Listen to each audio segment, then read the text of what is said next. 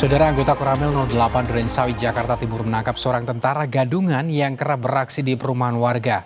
Satu buah airsoft gun disita dari tangan pelaku. Pelaku ditangkap saat tengah menggunakan seragam tentara angkatan laut lengkap dengan atribut dan berpangkat kapten. Dari tas pelaku, petugas juga menyita satu buah airsoft gun dan pelaku mengaku mendapatkan seragam tentara dari keluarganya yang merupakan seorang tentara. Diduga pelaku terobsesi menjadi tentara setelah gagal mengikuti seleksi. Tentara gadungan tersebut langsung dibawa petugas kepolisian ke Polsek Durensawit guna penyelidikan lebih lanjut.